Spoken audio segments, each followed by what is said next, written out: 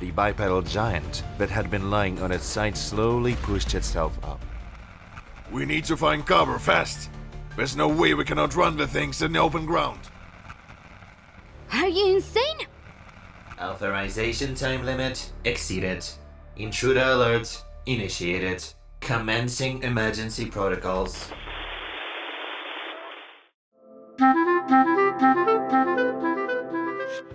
The ground trembled as the colossal war strider stirred to life, their rusted joints creaking in protest. The quadrupedal behemoth, nearest to Kyle, Johan, and Liera, took a ponderous step forward, its massive foot sinking deep into the muddy earth. The impact sent shockwaves rippling through the ground, nearly knocking the already unsteady humans off their feet. We need to move! Johan hissed, his eyes wide with a mix of awe and terror. Now! As if responding to Johan's urgency, more war striders began to awaken. The bipedal giant that had been lying on its side slowly pushed itself up, hydraulics groaning under its strain. Its chest cavity, torn open by some ancient battle, sparked and sputtered as long-dormant systems tried to reactivate. Liera stumbled backward, her mud-caked boots slipping on the wet ground. This can't be happening. She muttered, her voice barely audible over the cacophony of grinding gears and creaking metal. Kyle, still weak from his earlier ordeal, struggled to his feet. He watched in horrified fascination as a spider-like war strider untangled its many legs, each movement sending tremors through the earth. Its multiple eyes, once dull and lifeless, now glowed with an eerie, pulsing light. Look at the eyes! Kyle said, his voice hoarse. They are the same color as Nexalite. Johan glanced at the towering machines, his face pale. You're right. It's as if Nexalite is powering them somehow. The air filled with low, resonant hum as more and more war striders awakened. Steam hissed from vents, and ancient weapon systems whirred to life. The machines moved with increasing fluidity, shaken off centuries of rust and decay. They haven't noticed us yet. Liera whispered, her eyes darting from one massive form to another. But when they do... She didn't need to finish her thought. They all knew that if even one of these titanic war machines turned its attention to them, they would be crushed without a second thought. Johan gripped his makeshift stone leg, wincing as he put weight on it. We need to find cover fast. There's no way we can outrun the things in the open ground. As if to emphasize his point, a nearby war strider suddenly straightened to its full height, its head nearly scraping the low-hanging clouds. The ground shook with each movement, and the humans felt their own fragility keenly in the face of such overwhelming power. Over there! Kyle pointed, his voice urgent. There's a fallen war strider! Its head is severed from the rest! We might be able to hide inside! Seeing the look of disbelief on Johan and Liera's faces, Kyle quickly added. I know it sounds crazy, but think about it. The head is completely disconnected from its body. Even if it does activate, it can't move. And its systems might shield us from detection by the other war striders. It's risky, but it might be our best chance to avoid being spotted. Liera's eyes widened in disbelief, her mud-streaked face contouring with a mix of fear and incredulity. Are you insane? Hide inside of these things? She gestured wildly at the awakening giants around them. Even if it can move. What about its self-defense systems? If they come online and register us as intruders, we'd be trapped inside this metal coffin with no escape. We could be fried or gassed before we even realize what's happening. Johan, his face etched with grim determination, placed a steadying hand on Liera's shoulder. It might be our only choice, he said, his voice low and tense. Look around. There is no other cover, and we can't outrun these giants. Not with my leg in this state. He glanced down at his makeshift stone limb, frustration flashing in his eyes. Liera shook her head, her voice rising with panic. There has to be another way. Maybe we could, I don't know, dig a hole or something? Anything but climbing into one of these death machines. Her eyes twitching frantically between Johan and Kyle. Keep your voice down. Johan hissed, his eyes darting nervously to the nearest stirring war strider. He took a deep breath, visibly calming himself before continuing. I know it's risky, but every second we spend debating puts us in more danger. We need to decide now. Kyle nodded, his pale face set with resolve. I say we go for it. At least inside we'd have some protection from being stepped on. Liera looked between them, conflict clear in her eyes. Finally, she sighed in defeat. Fine. But if we die in there, I'm blaming both of you in the afterlife. As they began to move towards the fallen war strider, Johan muttered under his breath. Let's just hope its afterlife doesn't look like this place.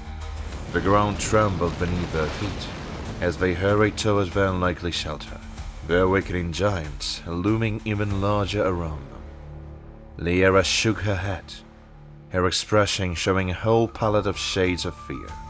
I can't believe we're doing this.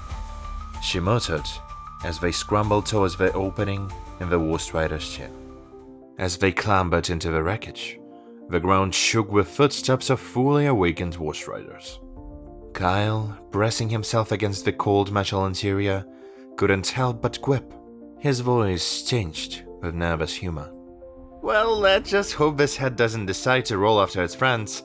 I would hate for a shelter to turn into a giant bowling ball. Liera shot him a look that was half exasperation, half amusement. Only you could joke at a time like this. She muttered, shaking her head. The trio proceeded deeper into the severed war strider's head, their boots clanging against the metal floor. As their eyes adjusted to the dim interior, they found themselves in what was clearly once a control room. By the Dominion. Liera breathed, her eyes wide as she took in the surroundings. It's like some kind of a command center. The circular room was lined with arcane consoles, their surfaces etched with runes. Crystalline orbs, now dark and lifeless, were set into pedestals at regular intervals. At the center stood a raised platform with a single, ornate chair. Johan ran his hand over one of the consoles, feeling the latent magic humming beneath his fingers. This must be where the mages operated war strider, he mused. I've never seen anything like this. Kyle approached one of the viewing ports set into the curved walls. Complex arrays of hexagonal crystal paints, each slightly tinted with a different hue. As he looked closer, he noticed fine, iridescent threads running through the crystal, pulsing faintly with residual magic energy. The effect was mesmerizing, like looking through a kaleidoscope of enchanted glass. Kyle went to one of the viewing ports, peering out at the chaotic scene beyond. We can use this to keep an eye on what's happening out there, he said, his voice tense. Then, with a hint of relief, he added, At least his head seems completely lifeless. It seems without a body or a power source, it's just an empty shell. That's one less thing to worry about. As if on cue, a faint tremor ran through the structure. Dim lights flickered to life on some of the consoles, and low hum filled the air. You just have to jinx it, didn't you? Liera hissed, backing away from the nearest console. The hum grew louder, and one of the crystallite orbs began to glow with a soft pulsing light. As three humans watched in a mixture of fear and grim anticipation, a ghostly image began to form above the central platform. What the hell is happening? Johan muttered, his hand instinctively reaching for a weapon. The image solidified into a translucent form of a person, or what might have once been a person. It was hard to tell if it was male or female, its features blurred and indistinct. When it spoke, its voice seemed to come from everywhere and nowhere at once. Initialization sequence activated. Waiting Mage Pilot interface. Please state authorization code. The trio exchanged bewildered glances. They were no longer just hiding in a relic of a forgotten war. They were now faced with the awakening consciousness of a machine that should have been long dead. Liara's voice shook as she asked a question on all their minds. What do we do now? The ghostly figure flickered, his voice repeating with increasing urgency. Authorization code required. Initiating emergency protocols. Kyle, Johan, and Liara exchanged panicked glances. None of them had any idea what the authorization code could be. What happens if we can't provide the code? Kyle asked, his voice barely above a whisper. Johan's face darkened. In my experience, unauthorized access to military equipment never ends well. Could be anything from a lockdown to... To what? Liara pressed, her eyes wide with apprehension. to a self-destruct sequence. Johan finished grimly. These old war machines were built to prevent enemy capture at all costs. Kyle felt his heart racing. So, we're standing in a giant bomb? Let's not jump to conclusions. Liara interjected, though her trembling voice betrayed her own fear. Maybe it'll just shut down? Johan shook his head. We can't count on that. We need to figure this out and fast. The longer we take, the more likely it is to trigger some kind of defense mechanism. Great, Kyle muttered, running a hand through his hair. So it's either crack the code, or potentially get blown to bits. Any other options? The figure remained impassive, his ethereal form flickering ominously. We need to put it into some kind of a diagnostic mode. Johan muttered, limping towards one of the consoles. His stone legs scraped against the metal floor as he moved. There's got to be an override somewhere. For several tense minutes, they tried various commands, their frustration mounting with each failed attempt. The ghostly figure watched them indifferently, its repetitive demand for authorization becoming an eerie backdrop to their efforts.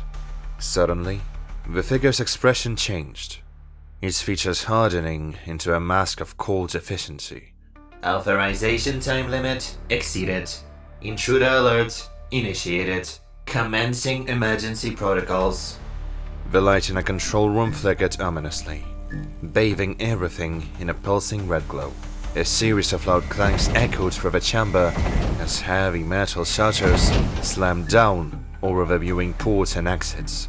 Self-destruct sequence activated. Detonation in 10 minutes, 60 seconds. The figure announced. Panic erupted among the trio. Liara's eyes widened in horror, her face pale into the crimson light. No. This can't be happening. She cried, frantically looking around for any means to escape. Johan's jaw clenched, his eyes darting between his companions and the sealed exits. There has to be a way to stop this. He growled, limping towards the nearest console and frantically pressing buttons. As the countdown reached 30 seconds, Liara turned to Kyle, tears welling in her eyes. I can't believe it ends like this. She said, her voice trembling. Trapped in the metalhead in the middle of nowhere. Just as despair threatened to overwhelm them, the ghostly figure's expression changed once again. A smirk played across its translucent features, and the red lights faded, returning to their previous dim glow. The heavy structures retracted with a series of metallic groans. Simulation complete?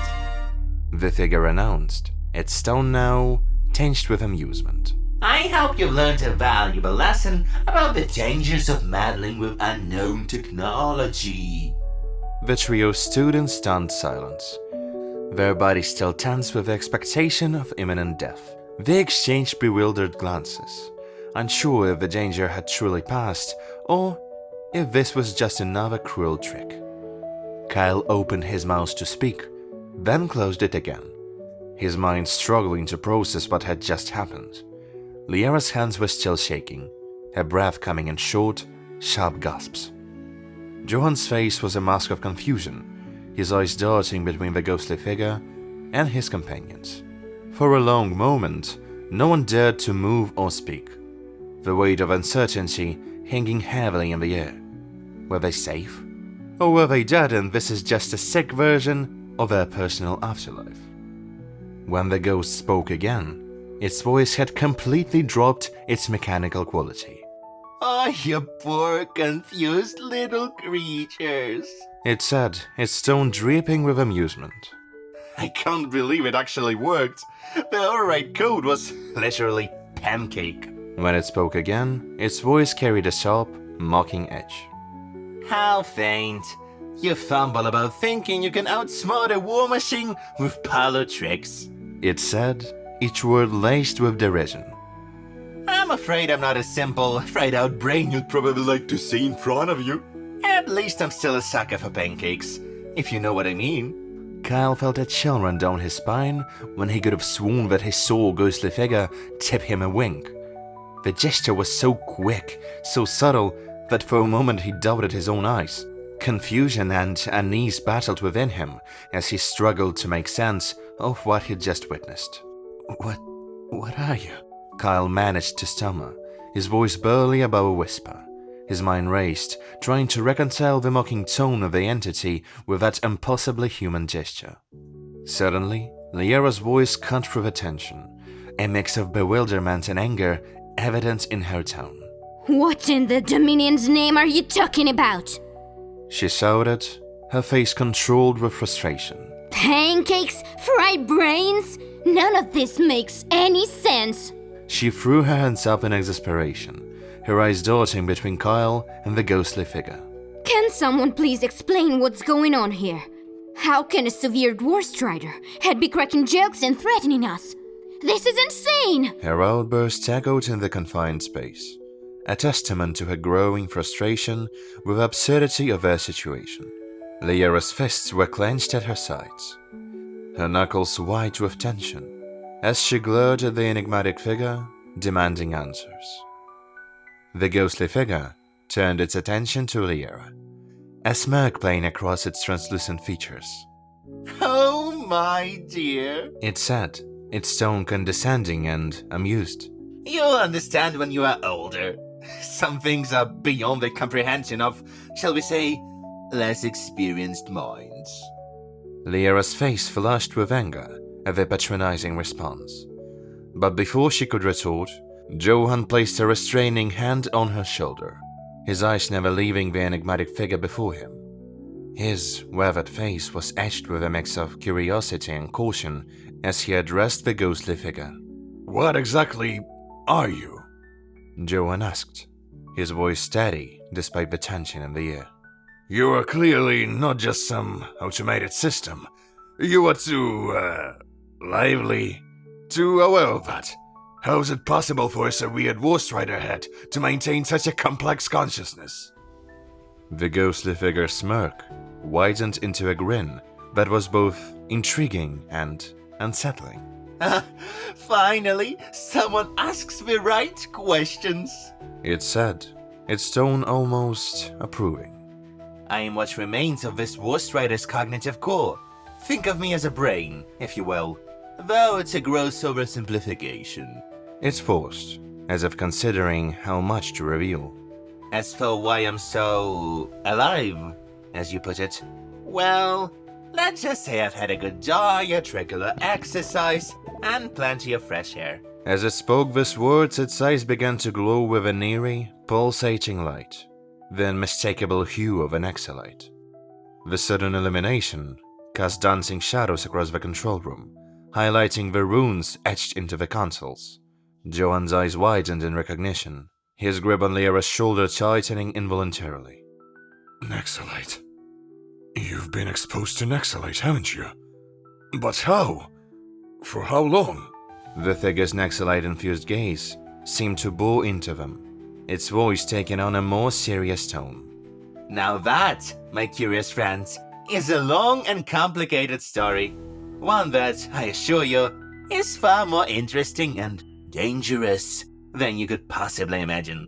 Then, its expression shifting into one of urgency. As fascinating as this conversation is, It said, its tone suddenly brisk. I'm afraid we don't have time for more chit-chat right now. The ghostly form turned its attention to one of the viewing ports, its gaze intense. You three are not the intruders I'm concerned about. Kyle felt his stomach drop. What do you mean? He asked, dreading the answer. The figure's voice took on a grim tone. They are almost there. Something far more dangerous than a few lost cadets tumbling into an old war relic. Johan stepped forward, his face set with determination. What kind of danger are we talking about? Is it the other War Striders? The ghostly figure shook its head, his form flickering slightly. I wish it were that simple. No, what's approaching is something else. Creatures from beyond. Atrocities that shouldn't exist. What kind of creatures? How do you know this? Kyle asked with grim curiosity. The ghostly figure shook its head, its form flickering slightly. The specifics don't matter right now. You'll see them soon enough, I'm afraid. What matters is what we prepare. Liera, her earlier anger replaced by a growing sense of doom, spoke up. Prepare? How can we possibly prepare for something like that? The figure's eyes flared brightly, with an excellent energy. Ordinarily, this Soviet head wouldn't stand a chance against such a force. Well, I'll definitely win a fighting contest with all of them, but unfortunately, they are not that good in using whatever replaces their brains. With you free here, however, we might even stand a chance in combat. Finally make a difference. We need to work together, and quickly. The being's expression turns grave. Look outside. It commanded. They are already at our doorstep. Johan rushed to one of their viewing ports, his face paling at what he saw. By the Dominion, He whispered. we've definitely got huge problems.